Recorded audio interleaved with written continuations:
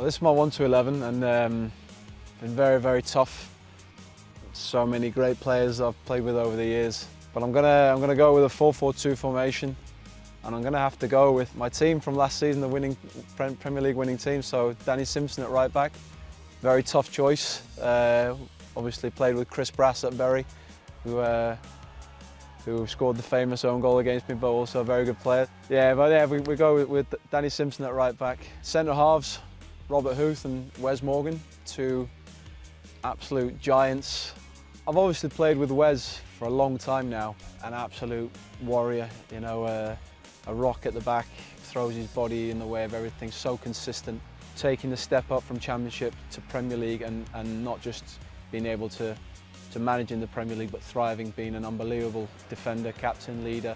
Houthi coming in was, I think, very good for Wes as well. It was very good for the whole team because Houthi is a pure defender. You know, he's not one that messes about on the ball. That's not him. He defends with his life. Very, very clever and vocal. Helps Wes and the rest of the team out. And you know, he's been fantastic for us. Christian Fuchs at left back. Fuchs is just an all-round very good player, but first and foremost he's a very good defender. He's very good going forward, but what he can really do, which not a lot of fullbacks do these days, is defend properly. You know, he's a very, very clever defender. He's a technically very good player, great delivery, unbelievable left foot as well. So yeah, I'll stick with him. In terms of midfield, we go with Mark Albrighton on the right. Sensational delivery, tireless work rate, you know, such a hard worker, great lad around the dressing room, horrendous gear. But in this team, he's absolutely sensational. Gonna have to go with N'Golo Kante in the centre, along with Danny Drinkwater. Their partnership last season was absolutely amazing.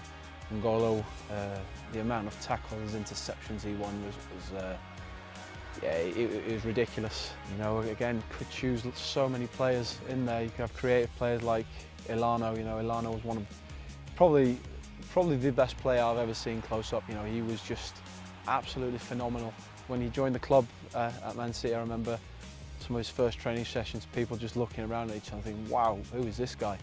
He was absolutely unbelievable. But staying with Drinky, his work rate, his vision, absolutely brilliant. Him and N'Golo, they partner each other really, really well. And then we go with Riyad Mahrez on the other wing. Work rate isn't exactly something I'd say he's brilliant at, but you know, when he's got the ball, he's just absolutely magic. Scored some big goals, set up some great goals. So you forgive him the not tracking back and helping Simo out sometimes, because going forward he creates so much for us. Up top, again, wow. So many to choose from. People like Daniel Sturridge, David Nugent, played with him for many years, fantastic work rate again. In the Championship, Ross McCormack, another great striker. But going to start Shinji Okazaki. We go back to work rate. You know, he works so hard. His movement and just the way he can turn with the ball and link play between attack and midfield is phenomenal. You know, he links so well with my next pick strike partner, Jamie Vardy. Awesome player, so quick, chases lost causes and gets the rewards from doing so. Great lad around the dressing room, very loud, sometimes slightly too loud. But a joy to play with every time. For a keeper, you've always got options going forward with them lot.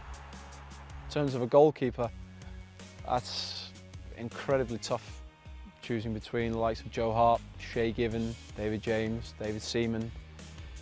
You know, those type of players, or those type of keepers. In terms of all-round goalkeeper, I'd have to probably go with Joe Hart. Well, that was my 1 to 11.